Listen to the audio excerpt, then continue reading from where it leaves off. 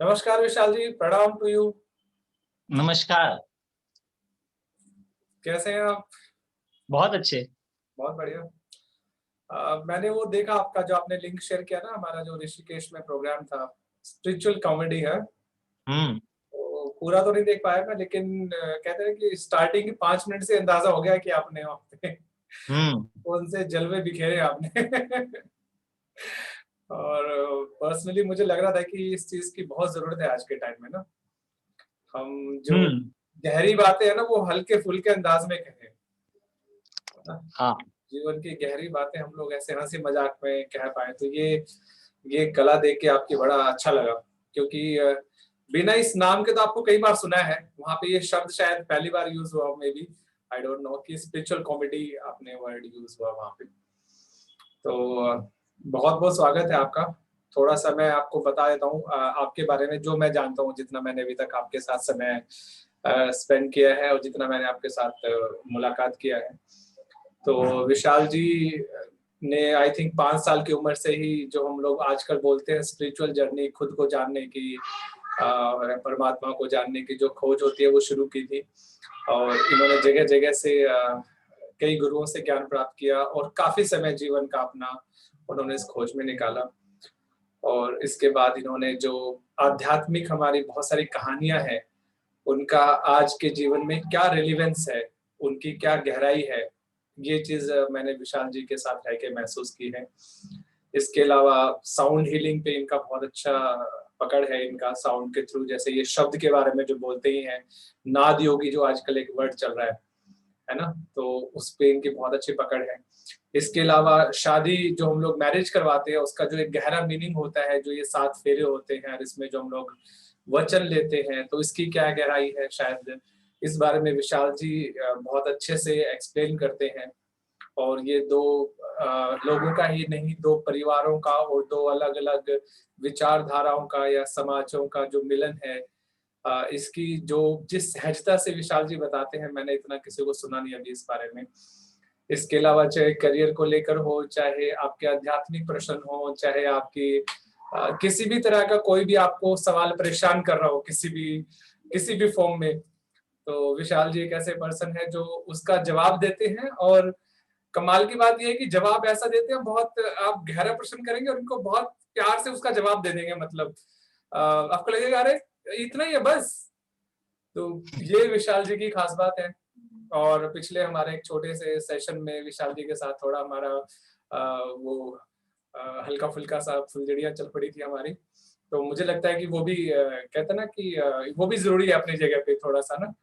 पक्ष विपक्ष की बात कर रहे थे विशाल जी की, पक्ष विपक्ष और निष्पक्ष, तो ये तीनों होता है। पक्ष विपक्ष लोग देख पाते हैं, बट निष्पक्ष होके देख पाना और निष्पक्ष होके अपनी बात कह पाना, शायद ये एक बहुत ही अलग कला है। और इस बारे में भी शायद थोड़ी सी हम लोग आज बातचीत करेंगे।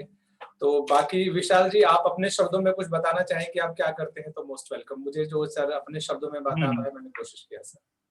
वैसे जो तुमने इतना सारा बताया संदीप, उसको एक लाइन में अगर मैं पूछूं कि मैं क्या करता हूँ, तो मैं आनंद करता हूँ और आराम करता हूँ। अभी एक आचार्य जी मुझे मिले परसों, तो उन्होंने कहा कि आप क्या करते हो, मैंने कहा जी आराम करता हूँ। बोले मतलब? मैंने कहा आ राम। जिसमें राम आ जाता है उसको आराम हो जाता है। बोले नहीं काम में, मैंने काम में विश्राम करते हैं। ईर्षा द्वेष नफरत घृणा, इतना जो विष है ना, उसके बाद राम को मिलाकर विश्राम करते हैं। इसके अलावा भी कुछ? मैंने कहा हाँ, जब ये दोनों काम हो जाता है तो फिर संग्राम करते हैं। जब संग्राम की अनुभूति हो गई तो फिर जीवन में संग्राम हो जाता है समाज में। और जैसा तुमने मुझसे कहा कि अभी मैं हल्के फुल्के काम करता हूँ, सच में हल्के फुल्के मैं इन्वाइट मतलब समझ पाया जब मैं टीवी में एक ऐड आती थी मुनाई को हल्के फुल्के। एक बंदा ऐसे डीप मेडिटेट कर रहा होता था, दूसरा आता था 2 मुनाई को खाता था और उससे ऊपर उठ जाता था। आपने देखी हुई ये ऐड? जी जी जी, देखा मुनाई मैंने। को हल्के फुल्के। अब वो 2 मुनाइको के क्रश मारता था और वो उससे भी ऊपर उठ जाता था। तो जो 2 मुनाइको खाने का मतलब क्या था कि 2 चीजें, एक प्रेम और दूसरा सहजता। जिस दिन आप ये 2 मुनाइको खा लोगे, आप इन सारे योग साधनाओं वाले से जल्दी ऊपर उठ जाओगे। जी तीसरी चीज आपने कहा कि मैं हल्के हल्के समाधान देता हूँ। इस पे मैं एक छोटी सी स्टोरी से अपनी बात शुरू करूंगा। एक जगह पर एक बहुत बड़ा ताला लगा हुआ था, बहुत भारी। अब वहां पर वो ताला खोलना था, तो एक महात्मा जी आए, उन्होंने कहा ये ताला जो है ना, इसके लिए आपको पुरुषार्थ करना पड़ेगा, प्रयास करना पड़ेगा। और बहुत बड़ा पत्थर दिया कि सारे लोग इस पत्थर से इस पे जब लगातार मारोगे तब ये ताला खुल जाएगा। जैसा कि गीता कहती है कि हे अर्जुन, अभ्यासेन वैरागेन कौन्ते, कि हो हे कौन्ते, ये वैराग्य तुझे अभ्यास से प्राप्त होगा। तो अब वो लग गए पत्थर से मारने में। कुछ समय बाद दूसरे गुरु आए, बोले मूर्खो, तुम्हें ज्ञान ही सही नहीं है, ये काम हथौड़े से होना चाहिए ताकि तुम्हारा होल्ड अच्छा रहे। योगा कर्मसु कौशलम, कि काम को ठीक से करो। अब दूसरे ने भी ज्ञान तो ठीक दिया कि, और कहा ये कृष्ण बोल के गए, योगा कर्मसु कौशलम, तो वो देखे हथौड़ा। अब कई सालों के प्रयास से हथौड़े भी चलते रहे। फिर कोई मेरे जैसा आया जिसने कहा ये छोटी सी चाबी लो, इसके अंदर डालो, ऐसे घुमा दो। के अरे कैसी उठपटांग बातें कर रहे हो, हमारे सालों का अभ्यास है इसमें, तो बहुत मेहनत का काम है भाई, ऐसे थोड़ी आत्मज्ञान प्राप्त होता है। तो कोई हिमालय जाता है, कोई मेडिटेशन करता है, कोई हाथ पांव मोड़ता है, ऐसे ऐसे विचित्र विचित्र आसन करते हैं, तब जाके होता है। तुम कह रहे हो चाबी से खुलेगा, लो ये डाली चाबी, घुमाया, ताला खुल गया। तो वास्तव में अध्यात्म एक छोटी सी चाबी से खुल जाता है, लेकिन आप मोटे मोटे पत्थर, मोटे मोटे हथौड़े चला करके उसको बहुत मुश्किल बना देते हो। जीवन बहुत अच्छा, सच्चा और आनंद का विषय है। और यहाँ पर दो चीजें, जैसे तुमने कहा लोग परेशान हैं, क्योंकि वो अपनी शान से परे हो गए इसलिए परेशान है। जी। तो वो अपनी वास्तविक शान में आ जाएं, वो परेशान नहीं है। और जैसा अभी हमने कहा कि भाई लोगों को लगा होगा ये बहुत अच्छा काम हुआ उस दिन वाला विवाद, तो उस पे एक लाइन किसी सूफी की बहुत अच्छी मैं बोलता हूँ कि बराबर खफा हूं, बराबर मनाए, न तुम बाजाओ न हम बाजाए। जीवन इसी का नाम है जिसमें एक रूठेगा, दूसरा मनाएगा, फिर कोई रूठेगा, फिर मनाएगा। अगर सब कुछ सही चल रहा है तो समझ लो गलत है। मेरा अब तक का अनुभव है, right is right and wrong is absolutely right. Okay. आज लोग राइट एंड रॉन्ग में ही फंसे हैं ना। अगर हम मैथ से इस बात को समझे तो plus minus is equal to always minus, minus minus is equal to plus, यानी कि गलत गलत सही हो जाता है, सही सही भी सही हो जाता है। लेकिन ये जो सही गलत में उलझ गई है हमेशा गलत रहेंगे। जब मैं स्कूल में पढ़ता था संदीप, तो मुझे ना पढ़ना नहीं आता था। मतलब ये नहीं कि मैं बेवकूफ था, मेरे पढ़ने के पैटर्न अलग थे, मेरे समझने के तरीके अलग थे। तो एक दो चीजें मैं शेयर करूंगा इसमें। मेरे मैथ वाले टीचर ने कहा कि भाई तेरा ना कुछ नहीं हो सकता। मैंने जी इसका मतलब मुझे लगता है कि मैं ईश्वर हूँ, क्योंकि ईश्वर का ही कुछ नहीं होता, जीव का तो कुछ कुछ होता ही रहता है। कह रहा मतलब तुझे गणित के विषय में बता। मैंने गणित में अच्छे से जानता हूँ। इस जिंदगी गणित में सबसे पहले हम सब जोड़ना शुरू करते हैं, घर परिवार रिश्ते नाते ज्ञान ध्यान पद पोजीशन सब जोड़ते हैं। एक दिन जोड़ते जोड़ते जब आप परेशान हो जाते हो तो आप फिर कुछ घटाना शुरू करते हो, कंट्रीब्यूट करना शुरू करते हो। Am I right? पहले जोड़ फिर घटा, फिर घटा से एक दिन आपको समाज सेवा सूझती है, मल्टीप्लाई करना है आप, तो फिर आप मल्टीप्लाई करने लगते हो। और फाइनली आपको करना होता है भाग। कहां पर भाग लेना है और कहां से भाग लेना है, ये आपको भाग सिखाती है। और जिस दिन फाइनली आपको भागफल जीरो में इन्फिनिटी अनंतता प्राप्त हो जाती है, उस दिन आपकी जिंदगी का गणित पूरा हो जाता है। जी। फिर गणित में एक कॉन्सेप्ट होता है टिक्नोमेट्री, आई थिंक सबने पढ़ी होगी। टिक्नोमेट्री में कॉन्सेप्ट होता है left hand side is equal to right hand side, because right hand side is equal to left hand side. तो एक तरीका तो यह है कि सब कुछ हासिल करके तुम खुश हो जाओ, और दूसरा तरीका ये खुश होकर सब कुछ हासिल करो, किसने रोका है? जी। और आपकी जो प्रसन्नता है, जो आपकी खुशी है, वो अकारण है, उसके कोई कारण नहीं हो सकते। जितना मैंने ईश्वर को समझा है, कारणम कारणम कर्ता, जो अकारण ही समस्त कारणों का कारण है, वो ईश्वर है। तो वो तुम हो, और तुम्हारा जो निर्मित करने वाला है, जो मैन्युफैक्चरर है, वो है परमेश्वर। तो जैसा बाइबल कहती है कि God made humans in on form, यानी कि मनुष्य को परमात्मा ने अपने स्वरूप में बनाया है, तो हम सारे भगवान हैं। लेकिन अब सारे ही भगवान हो जाएंगे, सब रानी हो जाएंगी, तो पानी कौन भरेगा? भक्त कौन है फिर? तो जब हम स्पिरिचुअल कॉमेडी की बात करते हैं, आध्यात्मिक कॉमेडी की बात करते हैं, तो मैं उसमें 3 काम एक साथ करता हूँ, ब्रह्मा वाला भी, विष्णु वाला भी और शंकर जी वाला भी। ब्रह्मा का काम है बनाना, तो मैं एक मस्तिष्क में एक नया चित्र बनाता हूँ। किसका? उसका जो विचित्र है, वो जो विचित्र ईश्वर है, उसके चित्र को मैं आपके भीतर सचित्र करता हूँ। ये मेरी स्पिरिचुअल कॉमेडी की खूबसूरती है। विचित्र मतलब जो आपकी समझ से बाहर है, जो आपकी समझ में आ जाए, और सचित्र जो आपके जीवन में अनुभव हो जाए।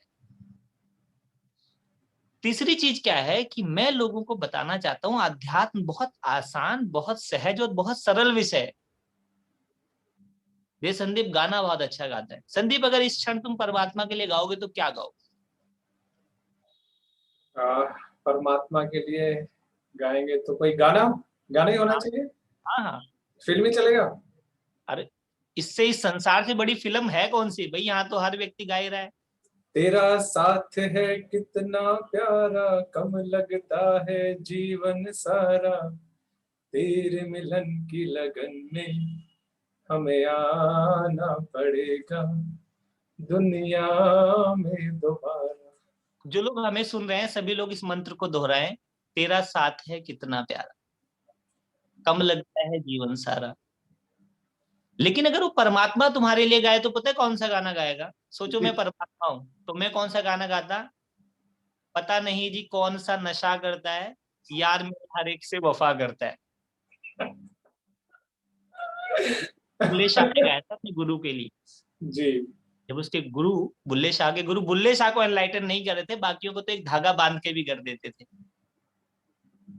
एक धागा बांध के भी एनलाइटन कर देते थे। बुल्ले शाह को नहीं करते थे। बुल्ला शाह को 12 साल गुरु के पास नाच गा करके उनको रिझाने के लिए उसने सारे एफर्ट करे।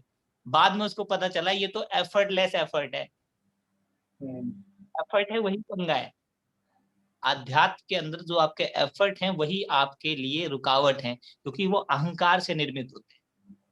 जब कोई कहता है ना मैं कुछ नहीं हूं, तो भी मैं हूं, और मैं कुछ हूं, तो भी मैं हूं,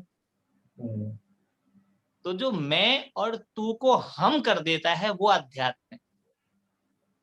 जी।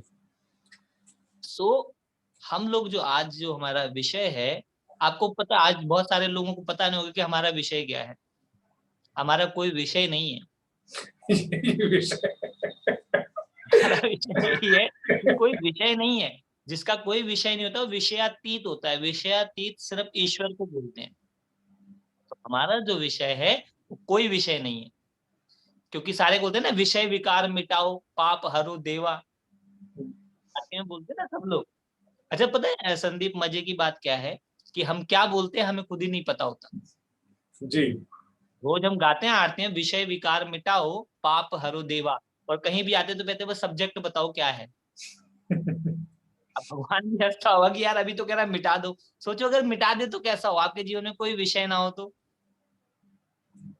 दुनिया की खूबसूरती है। और आज जो हमसे आप लोग सीखना चाहते हैं, तो हमसे 2 चीज सीखो। एक तो सीखो ड्रामा। जी। दुनिया में सबसे पहले जो ड्रामे की शिक्षा दी, वैसे तो ये भरत मुनि से आई, लेकिन सबसे पहले नाट्य शास्त्र की रचना भगवान शिव ने की। ओके। नाट्य शास्त्र में इसलिए उनको नट नागर बोलते हैं। नट बोलते हैं जो स्वांग रचता है। हरियाणा में बड़े स्वांग होते थे। Yes yes. स्वांग होता है मेकिंग फेस, बनाना कुछ। हम्म। और बनाने का उद्देश्य क्या होता है? पहला उद्देश्य दूसरे को हंसाना, रिझाना, नचाना, कुदाना। और इन सब के पीछे 2 ही उद्देश्य होते हैं, एक तो आनंद, दूसरा मनोरंजन। 2 ही चीजें मनुष्य की भीतरी भूख है। आनंद चाहिए हमें। तुम्हारी सारी भागदौड़ आनंद और मनोरंजन को लेके है। इसीलिए लोग सबसे ज्यादा अपने जीवन को खर्च करते हैं आनंद और मनोरंजन के लिए। 4 घंटे की ज्ञान के बजाय 40 मिनट 2 पैक लगा के लोग डीजे पे नाच के ज्यादा आत्मज्ञान महसूस कर लेते हैं। बड़ा शांति का अनुभव करते हैं। जी। तो साधना करके आए होते हैं, वो भी एक साधना है, नृत्य एक साधना है। सो नाट्य शास्त्र जो है वो भगवान शिव ने रचा। अब वो मेरे पापा लगते हैं, तो वही पापा का बिजनेस कौन चलाएगा? बेटा। मैं नाटकबाज हूँ। कई बार मैं भी ऋषिकेश में था तो सबने मेरी स्पिरिचुअल कॉमेडी देखी। आज संदीप मैं सबको ना 30 सेकंड में एनलाइटनमेंट होने की विधि बता दूंगा। 30 सेकंड के अंदर आपको तुरंत आत्मज्ञान हो जाएगा। जी। जिस ज्ञान में नानक जी, कबीर जी, सबने पता नहीं क्या क्या ड्रामे किए, मैं ऐसी चाबी लाया हूं कि 30 सेकंड में पॉसिबल हो जाएगा। एक महामंडलेश्वर ने मुझसे पूछा ऐसे कैसे हो जाएगा 30 सेकंड में, ये तो संभव ही नहीं है। तो मैंने कहा एक एग्जाम्पल से समझो आप। एक व्यक्ति दिल्ली से बोला कि लखनऊ जाना है, उसने तुरंत अपना बैग लिया और भागना शुरू कर दिया और पैदल चल दिया लखनऊ वो। दूसरे का सर मैं भी जाता हूँ, उसके पास साइकिल थी, वो अपनी साइकिल पे बैठा चल दिया। तीसरे व्यक्ति ने थोड़ा सा मेडिटेशन किया, दिमाग लगाया और बस पकड़ ली। चौथे वाला ट्रेन से गया और पांचवा फ्लाइट से गया और छठा अपने प्राइवेट जेट से गया। जो अपने प्राइवेट जेट से गया था वो लखनऊ 15 मिनट में पहुंच के आधे घंटे में वापस आ गया। अब ये पैदल वाला कह रहा है झूठ बोल रहा है जी, ये अपना अनुभव है। पूरे 22 दिन लगे हैं मुझे, निरंतर दौड़ा हूं मैं, तो क्या वो गलत बोल रहा है? ठीक है। अब मुझे बताओ। हम्म जी। गलत बोल रहा है संदीप वो? नहीं, वो अपने जो उसने अब काम किया है जो उसके हिसाब से ठीक है, बट वो शायद बाकी को नहीं देख पा रहा है जो बाकी पिक्चर है उसका। यही आध्यात्म की सबसे बड़ी कॉमेडी है कि हम अपने आप को ही पूरा नहीं जानते और दूसरे को जानने की कोशिश करते हैं। इस पे मैं एक किताब लिखूंगा, do you know you don't know. जी। क्या आप जानते हैं कि आप नहीं जानते? इस क्षण तुम जानते हो संदीप तुम कितना अच्छा मुस्कुरा रहे हो, एक छोटे बच्चे जैसे लग रहे हो। जी। तुम्हारा रिश्ता टूट सकता है क्योंकि बच्चों की बाल विवाह अभी बैन हो गया यहाँ पर। ऐसे ही हो रहा है वैसे। कॉमेडी के साथ साथ जीवन में भी कॉमेडी चल रही है काफी। जिस क्षण आपके साथ जिंदगी मजाक करने लगे उस दिन आप जिंदगी से मजाक करना शुरू करो, जिंदगी बहुत अच्छी रिदम में आ जाती है।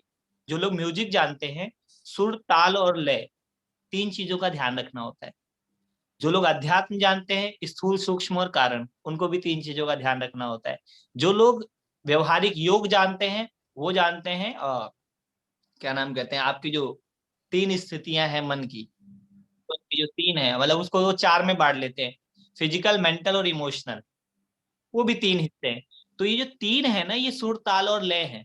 अगर इसमें से एक भागे तो दूसरे को कवर करना पड़ता है। मुझे याद है एक बार मैं किसी मंच से बैठा गाना गा रहा था। अच्छा, मेरे गाने भी अब मस्त होते हैं, अपने मैं अपने खुद ही लिखता हूँ। तो उसमें बोल था, मेरे सतगुरु दीन दयाल शरण तेरी आया में, और मुझे कर दो माला माल शरण तेरी आया में। अब मैं भजन गा रहा हूँ और म्यूजिक वाला आगे आगे आगे, अब मुझे और तेज जल्दी जल्दी दौड़ना पड़ रहा है। तो जब खत्म हुआ प्रोग्राम तो मैंने बोला भाई तेरी ढोलक तू ऐसे बजा रहा था, कोई पीछे लगा हुआ था क्या? बोला भाई साहब मुझे ये प्रॉब्लम थी, समझ जल्दी वाली, तो सुसु आ रहा था। तो बोला मुझे सुसु आ रहा था, मैंने कहा भजन जल्दी पूरा हो, मैंने इसलिए जल्दी बजा दिया। मैंने तूने सारा बिगाड़ दिया खेल। अच्छा। अपने जीवन में किसी बेचैनी के कारण उस खूबसूरत चीज को बिगाड़ लेते हैं जिसका नाम है जीवन, जिसका नाम है आनंद, जिसका नाम है सुख, जिसका नाम है प्रेम। और ये सब सहज, सरल और आसानी से मिलता है। कैसे? जब आप ड्रामाबाजी बन जाते हैं। हमारी प्रॉब्लम छोटी सी ये है कि हम एक सीन में दूसरा सीन मिक्स करना चाहते हैं। संदीप, मेरे से कोई पूछता है ना कि जी वो वाले रिलेशन को कैसे ठीक करें, मैंने खराब किया था तुमने, क्या नहीं, मैंने फिर ठीक भी मत करो, तुम्हारा ठीक करना ज्यादा खराब कर देगा। और मैंने जब हमारा तुम्हारा थोड़ा सा खींचतान हुआ, मैंने ठीक करने की कोई प्रयास किया उसमें? नहीं, बिल्कुल नहीं। क्योंकि जब मैंने खराब ही नहीं किया तो मैं ठीक क्यों करूं? और इस दुनिया की खूबसूरती ये है कि ये जो सीन है, जिस क्षण में हम हैं अगले सीन में ये है ही नहीं। अब जो है ही नहीं उसको कैसे ठीक करोगे तुम? सो जो लोग अध्यात्म को समझना चाहते हैं, जो इसमें जीना चाहते हैं, जो इसको जानना चाहते हैं, पहले तो समझो ये बहुत आसान विषय है, सरल नहीं है। आसान चीजें बहुत मुश्किल होती हैं। मुश्किल चीजों को तो हम कर लेंगे क्योंकि वो अहंकार को पूर्ण करती है। अहंकार पहाड़ पे चढ़वा देता है लोगों को, लोग एवरेस्ट की चोटी चढ़ जाते हैं, समुद्र में कूद पड़ते नीचे, हवा में उड़ रहे हैं, पता नहीं क्या क्या कर रहे हैं, किस लिए? अपने आप को व्यक्त करने के लिए, एक्सप्रेस करने के लिए। संदीप ने ये प्रोग्राम क्यों किया है? खुद को एक्सप्रेस करने के लिए। मैं क्यों आया? मैं भी खुद को एक्सप्रेस करने के लिए। संदीप, कई बार लोग मुझे बोलते हैं विशाल जी आपके अंदर अहंकार है। मैंने 100% है भाई। मैं जिसकी पूजा करता हूँ वो अहंकार का देवता है। शिवो हम, मैं शिव हूँ। कौन कहता है? पापा कहते हैं हमारे। और कोई कहता है बताओ? क्योंकि हमारी निर्मिति में एक तत्व अहंकार भी है। तो जो मेरी निर्मिति में जिस एलिमेंट को डाल के मुझे बनाया गया है वो स्वाभाविक है कि नहीं है? लेकिन मुझे जिस प्रकार से अपने अहंकार का सम्मान है, मुझे दूसरे के भी अहंकार का सम्मान करना चाहिए। और जो लोग अहंकार और ईगो को एक मानते हैं वो गलत है। अंग्रेजी का तो समझ ही लो, डी और डू और एन और नू क्यों नहीं होता, समझ नहीं आया आज तक। तो जो अहंकार है, अहम आकार, जैसे ही मैं अपने आप को किसी भी रूप में व्यक्त करूंगा, अहंकार हो जाएगा। कैसे व्यक्त करोगे खुद को? मैं कुछ हूं या मैं कुछ नहीं हूं, दोनों में मैं तो है ही, क्योंकि नियति हुई है। एक हम बहुश्याम, मैं एक से अनंत हो जाऊं, तो मैं से ही तो बने हो, तो मुक्त हो सकते हो उससे। तो जो हमारा स्वभाव है उससे मुक्त नहीं होना। और एक चीज और आज मैं तुम्हारे को बता देता हूँ, वैसे ये मेरी बहुत फेवरेट कहानी है जो हर प्रोग्राम में मैं एक बार जरूर सुनाता हूँ। कई लोगों ने सुन भी रखी होगी। तो रोटी भी आप रोज खाते हो, एक बाइट खाने में कुछ नहीं जाता, आप कभी बोर नहीं होते उससे। संदीप, क्या हुआ, एक गांव के अंदर एक अंग्रेज आया। तुमको पता है भारत में अंग्रेजी कितना बड़ा टैबू है, लोगों को आती ही नहीं है फिर भी बोलते हैं। और अंग्रेजी बोलने के लिए कई लोग तो 2 पैग लगाते हैं, पैग लगाते ही अंग्रेजी हो जाती है। देसी पी के भी लोग अंग्रेजी बोल लेते हैं, हमारे देश में इतने बड़े कलाकार लोग हैं। तो जब वो अंग्रेज आया देश के अंदर, तो अब पूरे गांव, उसने एक क्वेश्चन पुटअप किया, वेयर इज द टेम्पल? सारे गांव में सरपंच उरपंच सबने बोला रामू को बुलाओ, हमारे पास तो एक ही पढ़ा लिखा आदमी है रामू। रामू बहुत इंटेलिजेंट था, वेल लिटरेट था। रामू को आता था ए बी सी और डी, धर्म अर्थ काम मोक्ष, ए बी सी डी चारों जानता था रामू। रामू आ गए एटीट्यूड में ऐसे इस तरीके से। तो रामू के आगे अंग्रेज ने क्वेश्चन किया, where is the temple? Ramu बोला ए बी सी डी। अंग्रेज ने उसको देखा, यार क्या वाई हाथ बात कर रहा है, वेयर इज द टेम्पल? बोला ए बी सी डी। अंग्रेज को गुस्सा आ गया, उसने अपना विवेक खो दिया, क्रोध में भर के बोला वेयर इज द टेम्पल? वो बोला A B C D. And finally अंग्रेज ने एक झापड़ मारा खींच के रामू को।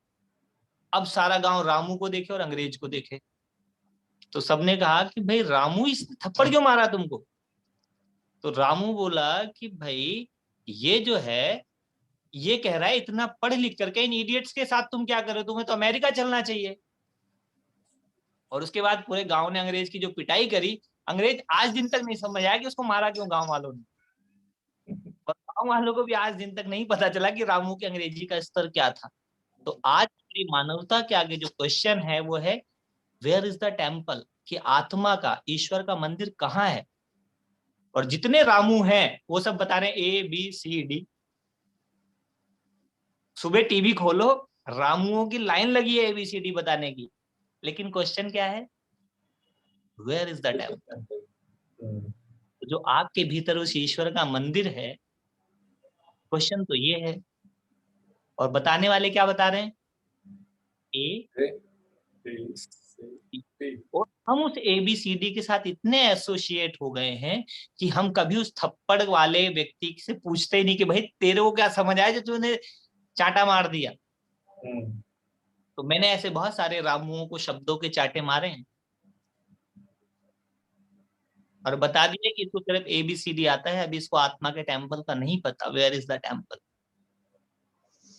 जी। अध्यात्म में मानवता की एक बहुत बड़ी समस्या है, जो मनुष्य एबीसीडी वालों के साथ एसोसिएट है, क्योंकि एबीसीडी वाला जो है वो मैनिपुलेट करता है, वो मार्केटिंग करता है। रामायण देखी होगी आप सबने। रामायण में एक कॉन्सेप्ट है माया मृग। माया मृग मतलब सोने का मृग, जो है नहीं लेकिन दिखाई दे, उसको बोलते हैं माया मृग।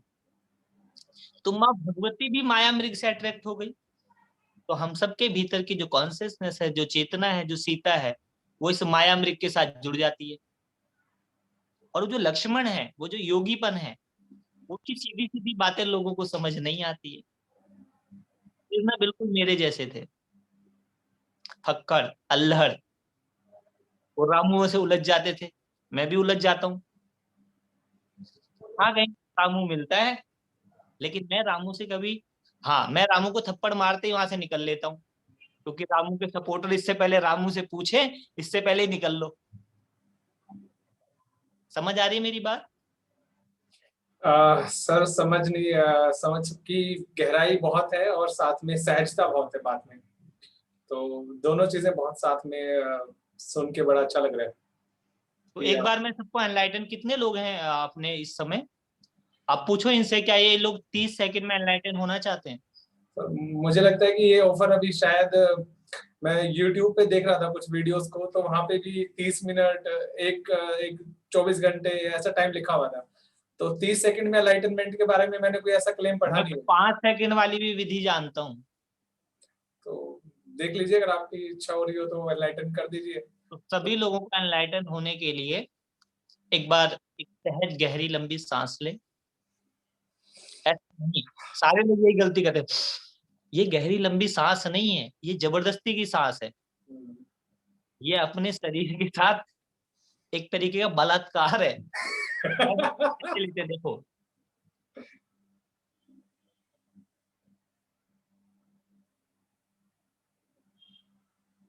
अब मैं पूरी सांस लेता जा रहा हूँ। सहज सांस ऐसे लो जैसे एक प्रेमिका अपने प्रेमी को दिल में उतार लेती है, किसी को पता नहीं चलता। सांस इतनी सहज जाए। यस, सहज सांस ऐसे जाए जैसे बनिए धन की गड्डियों को फटाफट रख देते हैं, किसी को पता नहीं चलने देते। सांसें इतनी सहज हो कि तुमको भी ना पता चले कि कब तुम तृप्त हो गए। ये सहज सांस है। इस सहज सांस को लो जितना ले सकते हो, फिर रोको जितना रोक सकते हो, और फिर छोड़ दो। 2 बार इस क्रिया को करना है, एक बार और कर। आंख बंद करें, चेहरे पे मुस्कुराहट, सांसें सहज भरें, भरते जाएं, रोक लें और धीरे धीरे छोड़ दें। अब ये मैं विधि बताने जा रहा हूं। सभी लोग जहां पे भी हैं ऐसे दोनों हाथों को ऐसे ऐसे हिला लें, यस के लिए, ताकि, हाँ, वेरी गुड। ऐसे कभी हाथ जोड़ लें, ऐसे कर लें, ऐसे कर लें, जैसे जैसे करना चाहते हैं वैसे वैसे कर लें। Very good. अब आपको मुस्कुराना है संदीप, स्माइल करो, सभी लोग स्माइल करो, और बड़ी स्माइल करो, और बड़ी, और बड़ी। अब आपको इतना, अब मुस्कुराने और हंसने से, अब हम मुस्कुराने में आएंगे, हंसने में भी छोड़ के सिर्फ मुस्कुराएंगे, सिर्फ साइलेंस से मुस्कुराइए। और बड़ा, और बड़ा, इतना बड़ा मुस्कुराना है कि आपके लिप ना कानों को छू जाए। जैसे ही आपके लिप कानों को छू जाएंगे, 30 सेकंड में आप एनलाइटन हो जाओ। करके देखो, एक बार दोबारा ट्राई करते हैं। सभी लोग मुस्कुराएं, अपनी ही स्क्रीन पे देख के मुस्कुराएं, और मुस्कुराते जाएं। ऐसे मुस्कुराएं कि जो जो भी इसका है ना, सब फ्लेक्सिबल हो जाए, और ये यहाँ टच हो जाए जैसे कार्टूनों में टच हो जाता है। ओके। कैसा लग रहा है? लाइट वाइट जली आसपास, चक्र वक्र घूमे? चक्र, लग रहा है कोई कोई एक आध चक्कर तो गिर गया सर। एक एक बार आध और चक्कर ट्राई तो करें। ये जो है, इस आसन को बोलते हैं इम्पॉसिबल आसन। वैसे एक इम्पॉसिबल आसन होता था पहले। मैंने इस आसन को जो बताया आपको मुस्कुराने को, इस इम्पॉसिबल का मतलब है आई एम पॉसिबल। जिस दिन आपकी मुस्कुराहट आपको सुनाई देने लगती है, आप अपने भीतर के आनंद को, अपने भीतर की खुशी को, अपने भीतर के आनंद को, अपने भीतर के प्रेम को सुन पाते हैं, उसी क्षण आपको पता चलता है कि आप ऑलरेडी एनलाइटन हो। और बाकी जो आप ये एनलाइटनमेंट देख रहे हो, ये सब कैमरे से बनाया जाता है। कितनी अच्छी मेरी वीडियो में देख लो, ऐसे ऐसे लाइटें निकलती है, कभी यहाँ से पीली लाइट निकल रही, कभी नीली लाइट निकल रही।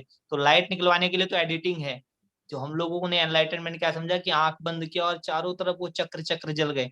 एक्चुअली वो एक बहुत ही गहरा आनंद है। तो सभी लोग इस आनंद की विधि को करें, और जो लोग इस विधि को सीख लेंगे उनको फिर मैं एक विधि बताऊंगा जो 5 सेकंड में है।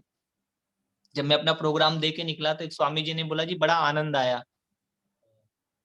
लेकिन एनलाइटनमेंट नहीं है। मैंने कहा वो तो जब ये लिप टच होंगे।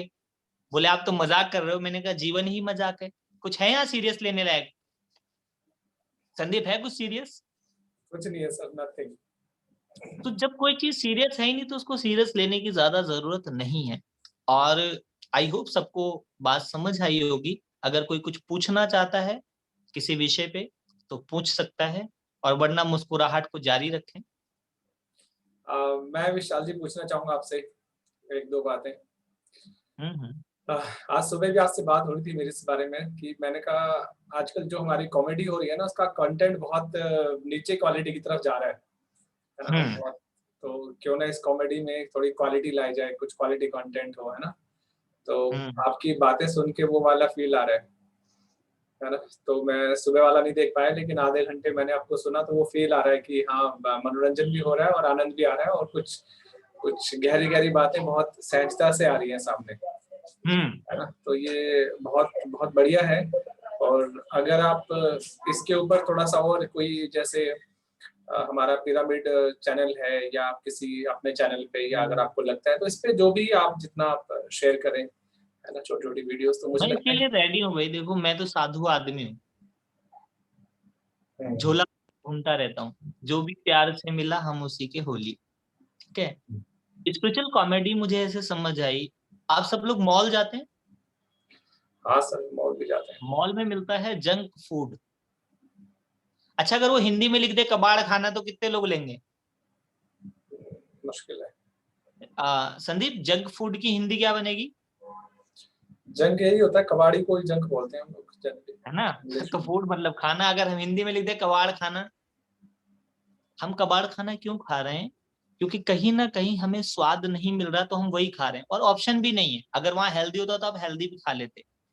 तो आज जीवन इतना नीरस हो गया है कि हमें हंसी नहीं मिल रही है, हमें वो सहजता नहीं मिल रही है। तो इस कॉन्सेप्ट को हम लोग बहुत अच्छे से कर सकते हैं स्पिरिचुअल कॉमेडी के माध्यम से। इसके मैं बहुत सारी सीरीज बना दूंगा, अगर हाँ आप तुम लोग सहयोग करोगे तो। मेरे पास बहुत है। मेरा छोटा सा नाम है विशाल। जब मैं पोएट्री लिखता हूँ तो वहां पर लिखता हूँ विशाल अद्भुत। और जब कुछ आध्यात्मिक लिखता हूँ तो लिखता हूँ विशाल सागर। सागर जैसा विशाल हूँ और अद्भुत हूँ, फिर भी छोटा सा हूँ, विशाल। सो कॉमेडी से अगर हम लोग चीजों को करेंगे तो बहुत आनंद आएगा, और चीजों को हम गहरे से समझ पाएंगे। जैसे मैं ये वाली बात शेयर कर देता हूँ, जिन्होंने स्पिरिचुअल कॉमेडी नहीं देखी है, कि एक बाप ने अपने बेटे को भगवत गीता दे दी। जैसे हम सब मिलते ही किसी को भी ज्ञान दे देते हैं, और मेरे से ज्यादा ज्ञान देने वाला तुम्हें कोई मिला नहीं, वो पकड़ पकड़ के ज्ञान दे दें। होता है ना? अगर कोई मुझे मिल जाता तो कैसे ज्ञान देता था मैं? जी। रईस लोग पैसा लुटाते हैं ब्याह में, हम्म, ऐसे। सो उसने गीता दी अपने बेटे को और कहा बेटा इसको पढ़, तेरे को विवेक आएगा, ज्ञान आएगा, कर्म का ज्ञान होगा। अगले दिन लड़का गन ले आया और बाप को लगा दी। अरे उसने कहा बेटा ये क्या कर रहा है, मैं मर जाऊंगा। बोला चुप करो, आत्मा ना कभी मरती है ना कभी पैदा होती है। बहुत बढ़िया। भाई मैं तेरा बाप हूँ। बोला ये भी अज्ञान है तुम्हारा, इस संसार में ना कोई किसी का बाप है और ना कोई किसी का बेटा, ऐसा भगवत गीता कहती है। वो कह रहा भाई गोली मत चलियो, मैं मर जाऊंगा। क्या इस धर्म युद्ध में तुम्हें स्वर्ग की प्राप्ति होगी, और पिताजी मुझे तुम्हारी प्रॉपर्टी की प्राप्ति होगी। पिताजी ने कहा कि भैया ज्ञान जो है ना वो ध्यान से देना। आज जो हम ज्ञान बांटने के लिए, संसार का सबसे गलत काम है ज्ञान को ऐसे ही बांट देना। तुम किसी को 10 का नोट निकाल के ऐसे ही देते हो संदीप, मुझे बताओ? नहीं सर, थोड़ा सोच के देते हैं भाई। लेकिन ज्ञान, हाँ, पिछले कुछ टाइम से थोड़ा उस पर भी सोचने लगे। जब हम किसी को ऐसे ही ज्ञान देते हैं, एक होता है इल्यूजन, और एक उससे भी खतरनाक होता है डिल्यूजन। हम्म, जानने का भ्रम पैदा कर देता है। जाना नहीं है अभी, हम्म, इंफॉर्मेशन ले लिए थोड़ी सी। Information, knowledge, wisdom. Hmm, information को विजडम तक पहुंचाने में एक लंबी यात्रा होती है। जब आप उस यात्रा को कर लेते हैं तब आप उसके अधिकारी होते हैं। और इसमें मैं राजा भर्तृहरि को बहुत अच्छा मानता हूं, जिन्होंने नीति शतक में सबसे पहले इस बात को रखा है कि ज्ञान किसको नहीं देना चाहिए। जी। पता है किसको नहीं देना चाहिए ज्ञान? सर सुना है लेकिन अभी याद नहीं आ रहा है। ध्यान किया करो, देखो मुझे सब याद रहता है। ध्यान किया करो, प्राणायाम किया करो। राजा भर्तृहरि के चित्त ने कहा कि सबसे पहला ज्ञान उसको मत देना जिसको जानने का अहंकार हो। ये बात कहाँ से प्रूफ हुई? बिरला मंदिर गया था मैंने वहां देखा कि 2 तस्वीरें लगी हैं। कभी आप दिल्ली में बिरला मंदिर गए हो? शायद दिल्ली में नहीं, किसी बाहर जगह गया हूँ मे बी। अगर दिल्ली में जाओगे, जो मंदिर मार्ग पे है वहां जरूर जाना। उसमें एक गीता भवन है। गीता भवन के बाएं साइड को 2 तस्वीरें लगी हैं। एक तस्वीर में श्री कृष्ण जी अर्जुन को ज्ञान दे रहे हैं, और श्री कृष्ण जी ऐसे हैं और अर्जुन ऐसे है। और दूसरे में संजय गीता का ज्ञान दे रहा है धृतराष्ट्र को, जिसमें धृतराष्ट्र ऐसे है और संजय ऐसे है। एक ही समय एक ही ज्ञान 2 व्यक्ति दे रहे हैं अलग अलग एटीट्यूड से। तो यहां राजा भर्तृहरि की जो बात है वो बिल्कुल सिद्ध बैठती है कि ज्ञान उसको मत देना जिसको जानने का अहंकार हो, जिसको पद का अहंकार हो, जिसको प्रतिष्ठा का अहंकार हो। पहला उसको नहीं देना, दूसरा पद प्रतिष्ठा वाले को नहीं देना, तीसरा उसको बिल्कुल नहीं देना जो मूर्ख हो। क्योंकि तो मूर्ख को गीता देने से क्या मिलता है? गोली। मूर्ख को ज्ञान दे से ज्ञान में गांठ पड़ जाए, कोयला उजला होए ना, नो मन साबुन लगाए। चौथा, फिर ज्ञान देना किसको है? जो प्रेम से आए, स्नेह से आए और आकर बैठे। पहले चेक करो, एंट्रेंस लेते ना हम किसी का। अगर तुमसे कोई ब्याज पे पैसा मांगने आए और तुम्हारा खूब पैसा हो तो भी तुम ऐसे ही नहीं दोगे, पहले चेक करोगे उसकी लॉयलिटी क्या है, डिग्निटी क्या है, सब चेक करोगे ना। लेकिन हम लोगों ने ज्ञान को ऐसे कर दिया, इतना कैजुअल कर दिया, इतना सस्ता कर दिया कि वो ज्ञान ना खराब हो गया। वो एक गाना है ना, ये तो प्रेम की बात है उधो, बंदगी तेरे बस की नहीं है, और यहाँ सिर दे के होते हैं सौदे, आस्की इतनी सस्ती नहीं है। ज्ञान इतना सस्ता नहीं है जितना आप समझ रहे हो। दिन आपके जीवन में ज्ञान आ गया तो ज्ञान से ही ध्यान है, बिन ज्ञान के मुक्ति नहीं, और साधना के द्वार तक आए बिना सिद्धि नहीं। तो उस ज्ञान से ध्यान घटित होगा। आपको ध्यान रहेगा आप क्या बोल रहे हो, आपको ध्यान रहेगा कैसे बोल। सो जब हम स्पिरिचुअल कॉमेडी की बात करते हैं तो इसका कारण यही है कि sense create tense and nonsense create laugh. इस नॉनसेंस के साथ हमें सेंस वाली बातें लोगों तक पहुंचानी पड़ेंगी। अब हमें पिज्जा में चीज की जगह ना मक्खन लगा के देना पड़ेगा। एक पिक्चर है, मतलब मेरे को एक ख्याल कहाँ कहाँ से आता है, मैं पिक्चरों में बड़ा बिलीव रखता हूँ संदीप। ओके। देखिए किक, किक। ओके। किक मिलने, अब तुमको किक मिलती है ना ये करके, ये सब करके किक मिल रहा है नहीं मिल रहा? ठीक बात है, बिल्कुल। किसी किक को ढूंढ रहा है। किक का मतलब है आनंद। उसको किक किससे मिला? किसी की मुस्कुराहट से, उसको एक बच्चे को हेल्प करके उसको मिला। उस हेल्प को करने के लिए उसको जो भी वटेवर करना पड़ा हीरो को। तो किक मूवी में दिखाया कि वो जो अर्चना पूरन सिंह है वो ऐसे करके वाइन करती है और जैसे मुंह खोलता है दूध पिला देती है। ये वाला सीन है, यस यस। तो स्पिरिचुअल कॉमेडी का यही है कि दिखाएंगे वाइन कॉमेडी और पिलाएंगे ज्ञान, लेकिन एक सही वे में, एक सही तरीके से। सही बात, सही तरीका, सही समय, अगर तीनों कुछ ठीक हो तो परिणाम सही आता है। तो जी। हम लोग इस तरीके से ही करेंगे, स्पिरिचुअल कॉमेडी को हम लोग लोगों तक पहुंचाएंगे। तो एक छोटी सी एक्सरसाइज कर लें, उसके बाद फिर हम लोग सभी लोग ऐसे लाफिंग बुद्धा की तरह ऐसे बनाए। ये क्या करना है, 3 बार हा हा करते ही मेडिटेट हो जाना है। हा ठीक हा हा। है, ऐसे देखो, हा हा एंड मेडिटेट। फिर हा हा and meditate. हाँ हाँ And meditate. एक बार फिर, हा and meditate. हाँ हाँ। अब ये जो क्रिया है ये तुम्हें एक साथ दो चीजों का अनुभव कराएगी, हंसने का भी और वापिस आने का भी। हा मतलब बाहर, मेडिटेट मतलब भीतर। आपसे बाहर और भीतर की यात्रा बहुत सहज होनी चाहिए। मैं भी तर गया क्योंकि मैं भीतर गया, तो भीतर जाना बहुत जरूरी है। और हंसी से ज्यादा, मुस्कुराहट से ज्यादा कोई तरीका नहीं है आपको आपके भीतर ले जाने का। तुम तो हमारे सेंटर आए हो, सेंटर में अपने किसकी तस्वीर लगा रखी थी? शीशे की। शीशा देखो अपने आप का। जब मैं हमेशा कहता था कि अभी मेरे को एक बार किसी ने बोला कि आप कहते हो आप भगवान के दर्शन करा सकते हो, मैंने करा देंगे। बोला कितना फीस है? मैंने कहा 5100। उसने 5100 दिए, मैं सेंटर में ले गया और उसको शीशे के सामने खड़ा कर दिया। कह रहा ये तो मैं हूं। मैंने कहा तुम ही तो भगवान हो, तुम्हारे वाले। अब ये नहीं घर जाके तुम घरवाली हो कि देख मेरे को आज ही पता चला मैं भगवान हूँ, और वो मारे नारियल तुम्हारे सर पे खींच के। हम सब भगवान हैं लेकिन अपने लिए, दूसरे के भगवान तुम नहीं हो। तो जब हम अपने भीतर के भगवान का सम्मान करते हैं तब हम दूसरे का भी सम्मान करना शुरू कर देते हैं।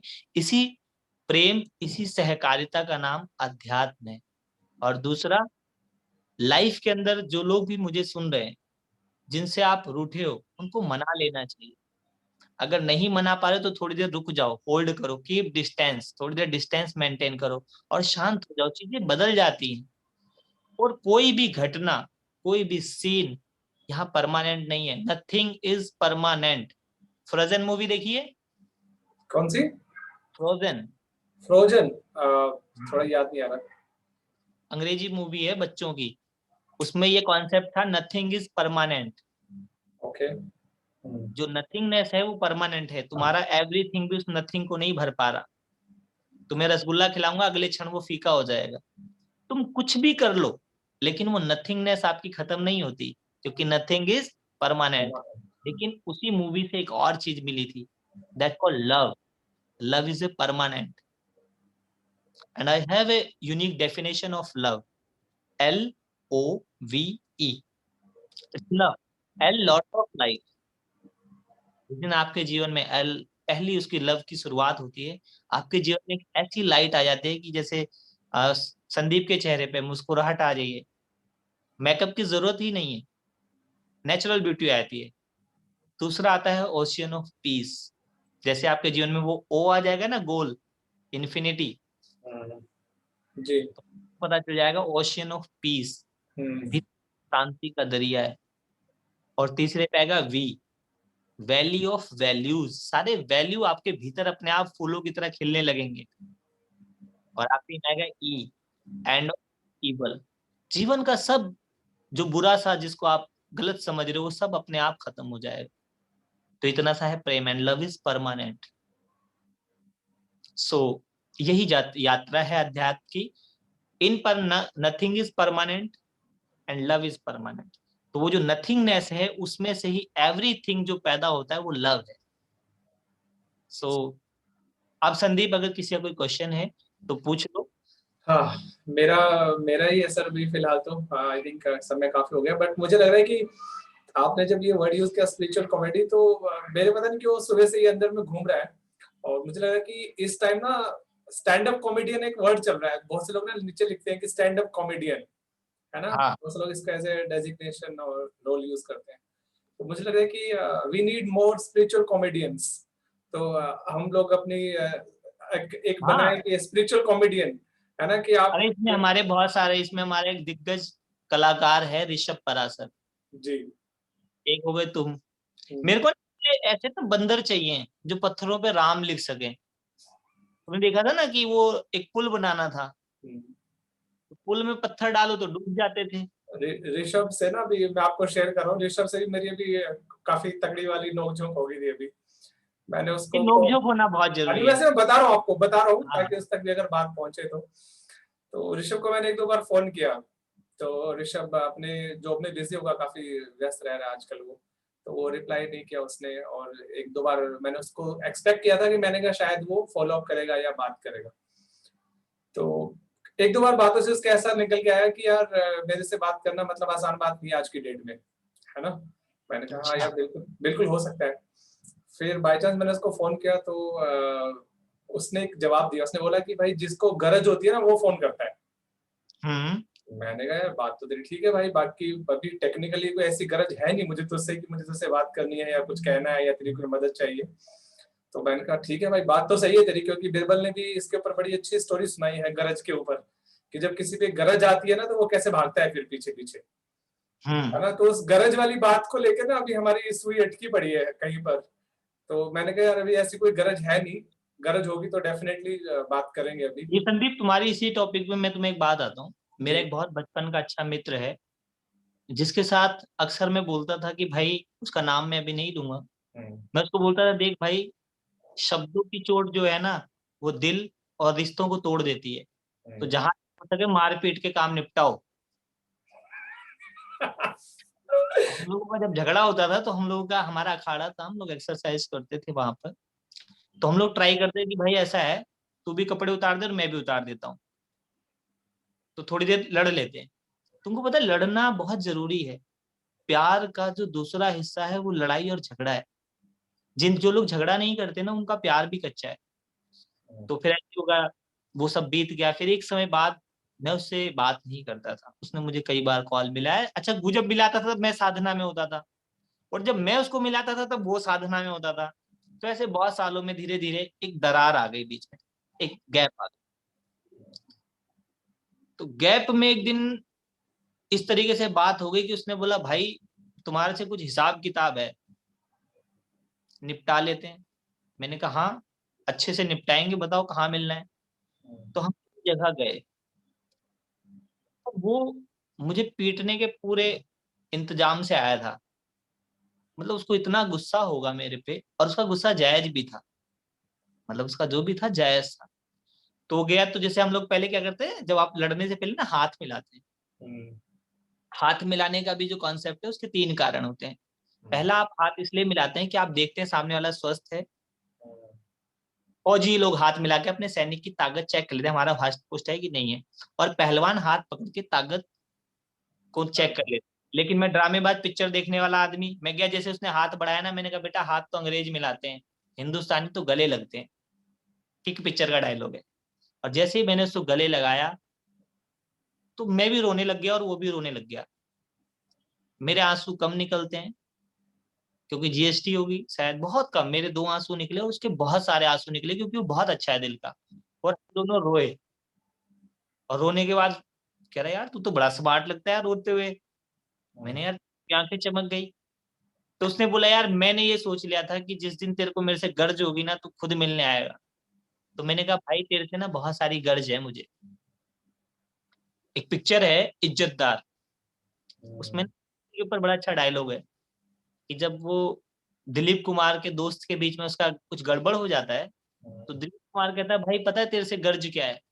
एक दोस्त को ना अपने दोस्त का कांधा चाहिए होता है, तो उस दोस्ती के कांधे से महरूम मत रखना। ये उसका डायलॉग था। और मैं कहता हूँ, एक दोस्त को ना दोस्त चाहिए होते हैं भाई, लड़ने के लिए भी दोस्त चाहिए। तो जब मेरा मन करे, मेरी गर्ज है, मुझे तुझसे लड़ना है, हंसने के लिए भी दोस्त चाहिए। मेरी गर्ज है, सच में मेरी गर्ज है, कि मैं हंसने के लिए भी दोस्त चाहता हूँ, रोने के लिए भी दोस्त चाहिए, पीने के लिए भी दोस्त चाहिए, नाचने के लिए भी दोस्त चाहिए। अब नहीं तो कोई बुलाएगा नहीं तो कैसे नाचे? हम्म, पता है ना, अब हाथ पकड़ के दोस्ती तो खींचेंगे। और मेरा एक डायलॉग है, हाँ, दो दोस्त हम कदम थे, खाली जेब और वो, खाली जेब और दोस्त, दो ही हम कदम थे। और सच बताऊं, उस दौर के बादशाह हम थे। जब मेरे दोस्त मेरे साथ होते हैं, कुछ ना हो तो भी बहुत है, दोस्ती तो इतनी बड़ी चीज है। तो जब कोई बोले ना आप तुमसे कि जिसको गर्ज हो, तो बोलना, हाँ मुझे गर्ज है, मुझे तुम्हारे साथ मजाक करना है, हम्म, मुझे झगड़ा करना है, मुझे तुम्हारे साथ प्यार करना है, मुझे तुम्हारे साथ संवाद करना है, मुझे तुम्हारे साथ विवाद करना है। जो कुछ भी करना है उसमें मेरी गर्ज है। मैं गर्जदार हूं, लेकिन खुद गर्ज नहीं हूं। तो हम सबको गर्ज है एक दूसरे से। तुम्हें मेरी जरूरत है, मुझे तुम्हारी जरूरत है। है कि नहीं है? तो जी बोल दे जी कि जी, मेरी गर्ज है भाई संदीप। बिल्कुल सर, बिल्कुल सही कहा आपने, है ना? और बहुत बहुत धन्यवाद आपका, अपने गर्ज के ऊपर भी तो एक आज नया के लिए पर्सपेक्टिव। इतना बहुत है। और हाँ, हम लोग तो, तुम्हारे को पता है कि आज कोई विषय तो था नहीं। आई होप हम किसी को कुछ समझ भी नहीं आया होगा। मुझे अगर आ मुझे गया हो तो उसका मुझे अलग। मुझे ये लग रहा है, अभी विषय की बात पे मुझे एक जोक याद आ गया, उसके बाद क्लोज करते हैं। तो एक कोई लड़की थी जिसको फोन पे ना लंबी लंबी बातें करने की आदत थी, घंटा, दो हम्म घंटा, 2.5 घंटा, 3 घंटा। तो एक बार उसके पास फोन आया और उसने आधे घंटे में फोन काट दिया। हम्म तो उसके साथ बैठा हुआ था कोई उसका जानकार, पापा लगा लो। तो बोले, बेटा क्या बात हुई? तो बच्चा तो आधे घंटे में फोन काट दिया, क्या हुआ, सब ठीक तो है? कह रही, कुछ नहीं पापा, रॉन्ग नंबर था ये तो। सही है है ना? संदीप, यही चीजें हमें सीखनी भी है कि जिंदगी में ना कुछ ना बेमतलब होना चाहिए। जी। आज हम बहुत मतलबी से हो गए हैं। आज मनुष्यता जो है वो हर चीज में मतलब, हर चीज में मीनिंग, हर चीज में डेफिनेशन, ऐसा नहीं है। जिंदगी में कुछ चीजें ना बेमतलब होनी चाहिए। हम लोग याद करो, बेमतलब ही चार दोस्त मिलते हैं और घंटों गप्पे मार लेते हैं। क्या मिल जाता है? सुख मिलता है। जिस सुख को आप महीनों कॉर्पोरेट में धक्के खा के कुछ पैसे कमाकर हासिल करना चाहते हो, कई बार ना दोस्तों के साथ मिल जाता है। जो डायलॉग है का, बहुत फेमस डायलॉग है अक्षय कुमार का, कि खोल दिया होता दिल अगर यारों के साथ, तो नहीं खोलना पड़ता औजारों के साथ। Yes yes yes. तो सभी लोग जो हमारी बात सुन रहे हैं, अपने यारों के साथ दिल खोल दिया कीजिए। उनको कॉल कर लो, उनसे बातें कर लो। वो कहें तुम अच्छे नहीं हो, तो बोलो बिल्कुल नहीं है, बराबर खफा हो बराबर मनाए, ना तुम बाज जाओ ना हम बाज आए। एक बार मुझे किसी ने बोल दिया था पब्लिक में ही कि भाई तुम ना एक नंबर के शैतान हो। मैंने कहा भाई, ओ लाख बुरा बदनाम फिर भी याद किया जाता है, लेते हैं जब जब खुदा का नाम तो शैतान को भी याद किया जाता है। तो जीवन में इसी को स्वीकार भाव बोलते हैं, इसी को एक्सेप्टेंस बोलते हैं। और अगर ऋषभ मेरी बात सुन रहे हैं, तो ऋषभ, गर्ज है संदीप को तुमसे। तुम्हारे से कुछ कुछ इन्हें करना होगा, कई बार इन्हें कुछ कुछ होता है तुम्हारी वजह से। और हम लोग एक दूसरे के साथ हैं, हम नाराज भी होंगे। सारी बातें तो अच्छी नहीं बोली जा सकती ना। अब अच्छी तुमको सुनाऊंगा तो बुरी वाली किसको सुनाऊं? मिक्स करके ही दूंगा भाई। जी तो जी जी। संदीप, आज के लिए बहुत आनंद आया। और आई होप इस विषय का कोई नाम अगर कोई सुझा सके तो जरूर देना, कि हमने किस विषय पे बात करी। सर बिल्कुल सही है, मैंने अभी वही सोचा था, मैंने कहा अभी जनरली मैं टाइटल के साथ लिखता हूँ योगी विशाल तिवारी, तो ब्रैकेट में ना स्पिरिचुअल कॉमेडी, और बल्कि मेरा तो ये सजेशन भी है कि अगर हम लोग स्पिरिचुअल कॉमेडियंस को तैयार कर पाए, है ना, कि जो, हाँ, कर देंगे। हाँ, तो अगर हम जैसे आजकल स्टैंड अप कॉमेडियन की एक फौज है, तो कुछ स्पिरिचुअल कॉमेडियन की एक फौज खड़ी हो। इसमें हमारे एक वो बहुत अच्छे हैं, डॉक्टर शशि जी। बहुत अद्भुत व्यक्तित्व। हाँ। मैंने गिने चुने समझदार लोगों को देखा है। हम्म, प्यार तो बहुत सारे हैं, होशियारों को तो मैं लंबी लिस्ट में लगाता हूँ। हम्म, लेकिन कुछ समझदार लोग हैं, जैसे आयरा हो गई, जैसे शशि हो गई, और हमारा ऋषभ भी समझदार लोगों में आता है। ये सब मस्त रहने वाले लोग हैं। एक्चुअली जिन लोगों की हस्ती से ही मस्ती है, या जिनकी मस्ती ही हस्ती है, समाज में ना ज्ञान देने का अधिकारी उन्हीं को होना चाहिए। बाकियों के लाइसेंस रद्द कर देने चाहिए। जो मुस्कुराता हुआ ज्ञान देने ना आए, समझ लो वो रामू है। तो हम लोग, जैसे आज तुमने बहुत अच्छी बात कही थी कि हमें एक एंटीबॉडी क्रिएट करनी पड़ेगी हम्म, अनहेल्दी कॉमेडी के, क्योंकि डबल मीनिंग हम्म, कॉमेडी के साथ साथ अगर हम कुछ मीनिंगफुल कॉमेडी को क्रिएट करें, तो वो हम सबका दायित्व भी है और सबका काम है हमें सपोर्ट करना। CSR, कॉर्पोरेट सोशल रेस्पॉन्सिबिलिटी जैसे होती है, ऐसे समाज को हेल्दी हास्य देने के लिए भी समाज की जिम्मेदारी है। तो तुम कॉर्पोरेट में काम करते हो, उन सबको कॉपरेट करने के लिए बुलाओ, और हम्म, हम लोग स्पिरिचुअल हेल्दी कॉमेडी बनाते हैं। मेरे पास एक से एक रेसिपी है। जैसे मैंने अभी मुस्कुराहट बताई संदीप, आदमी मुस्कुराता है तुरंत लेफ्ट और राइट दोनों ब्रेन बैलेंस हो जाते हैं। आप मिरर के आगे 5 मिनट मुस्कुरा कर देख लो, आपको आनंद आ जाएगा। जी तो ऐसा हम लोग बनाते हैं। और सभी जी। लोग संदीप को सपोर्ट करो, और संदीप की पत्नी इनकी मुस्कुराहट को देखे, उनको बहुत अप्रिशिएट करे। और क्योंकि बहुत अच्छा पति मिला है, सन भी है और दीप भी है, तो दो चीजों का समुच्चय प्रकाश ही प्रकाश हो जाएगा। देवी जी जहाँ कहीं भी देख रहे हो, और मैं इनको make your self gentle husband बनने की ट्रेनिंग भी दे दूंगा, ताकि एक अच्छे पति बन सके। वाइफ वाली भी तो ट्रेनिंग आपकी कोई वो हाँ जेंटल, हाँ, make yourself gentle husband, make yourself wise wife.